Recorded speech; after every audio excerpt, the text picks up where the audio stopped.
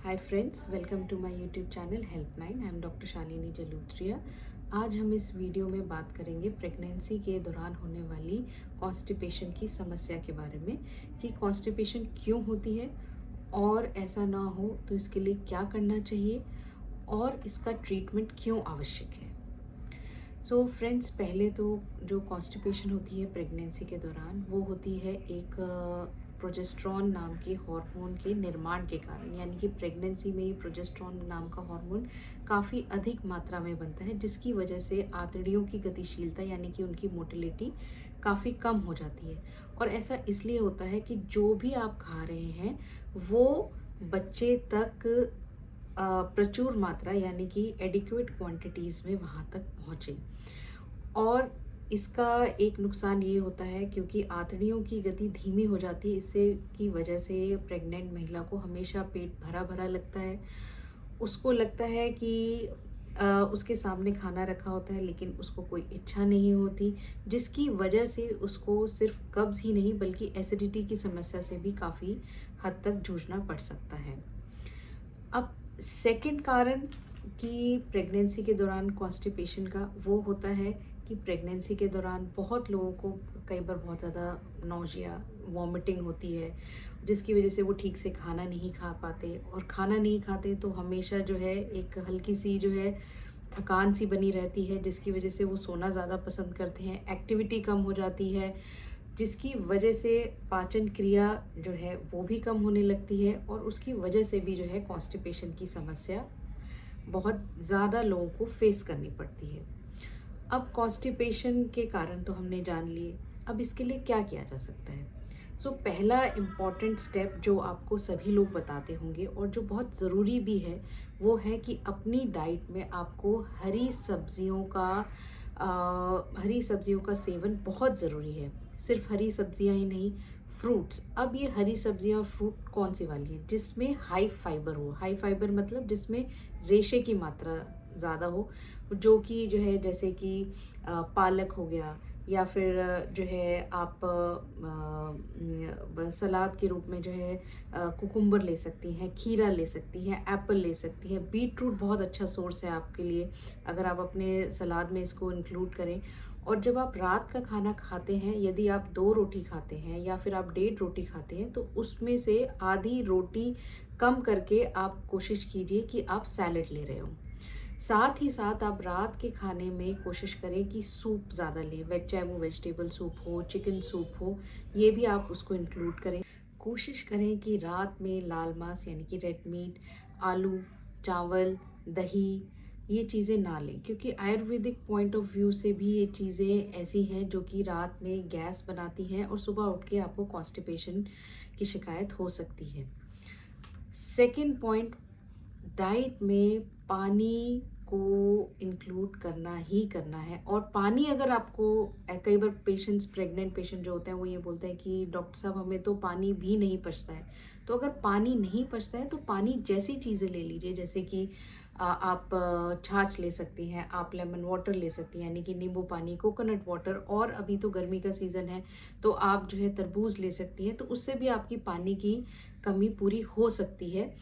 At least पानी का intake जो हम बोलते हैं एक गर्भवती महिला के लिए, वो तो 2 से 3 लीटर पानी तो आपको पीना ही चाहिए, यानी कि 8 से 10 ग्लास पानी। फोर्थ पॉइंट ये होता है कि आपको जो है खाना खाने के बाद हमेशा जो है 15 से 20 मिनट के लिए ज़रूर टहलना चाहिए, क्योंकि पाचन क्रिया इससे बेहतर होती है। प्रेग्नेंट फीमेल्स को ज़्यादातर जो मेरे पास पेशेंट्स आते हैं वो ऐसा होता है कि खाना खाने के बाद जब भी मैं उनसे पूछती हूँ तो वो तुरंत लेट जाते हैं, क्योंकि प्रेगनेंसी में खाना खाना भी एक बहुत बड़ा टास्क होता है कि अब खाना भी खाना है। कई बार खाना खाते खाते लोगों की सांस भी फूलने लग जाती है, तो उनको लगता है कि अब खाना खा लिया है तो अब जो है हमें लेटना है। तो ये आप मिस्टेक प्लीज़ मत करिए।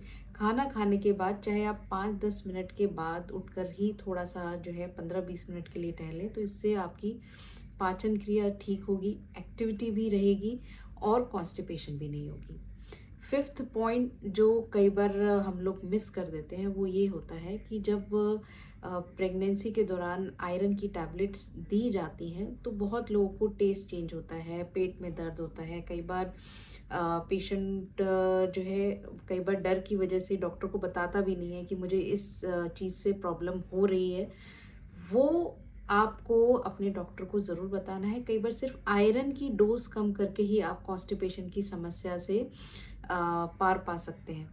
कई बार जो आयरन का जो डोज़ होता है उसको, जैसे अगर आपको दिन में 2 बार गोली दी जा रही है तो उसको 1 बार करते हैं तो भी आपको काफ़ी फ़ायदा होता है। या फिर जो आयरन की जो मात्रा होती है कई बार 60 mg होती है गोलियों में, तो अगर उसको हम 40 या 20 कर देते हैं तो भी उससे मरीज़ों को बहुत फ़ायदा होता है। या फिर कई बार आयरन का सॉल्ट चेंज करने से फ़ायदा होता है, क्योंकि आयरन तो लेना ज़रूरी है, लेकिन आयरन की वजह से अगर आपको कॉन्स्टिपेशन है तो उसके लिए हमारे पास या आपके डॉक्टर के पास हल ज़रूर होता है। तो ये चीज़ आपको डिस्कस करना बहुत ज़रूरी है।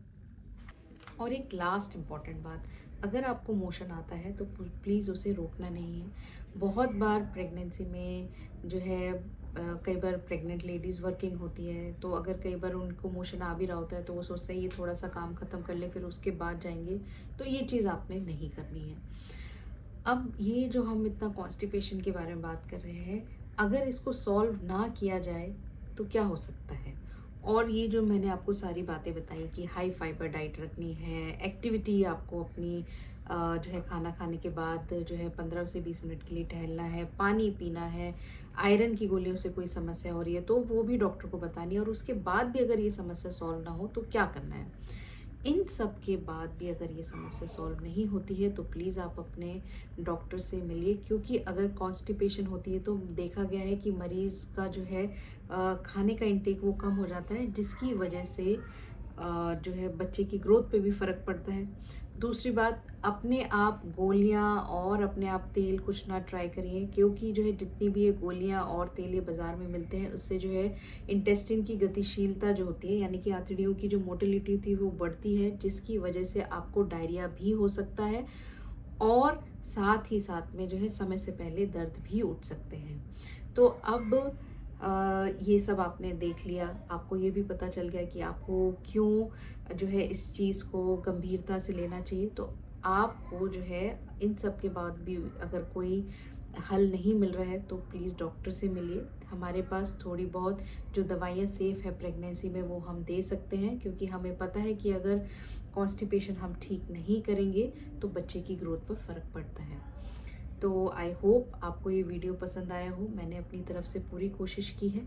अगर आपको इसके बाद भी कुछ ऐसे क्वेश्चन हैं जो आपके मन में आते हैं और आपको लगता है कि पूछना चाहिए, तो वो आप कमेंट सेक्शन में डाल सकते हैं। I will be very happy to answer this. So thank you for watching.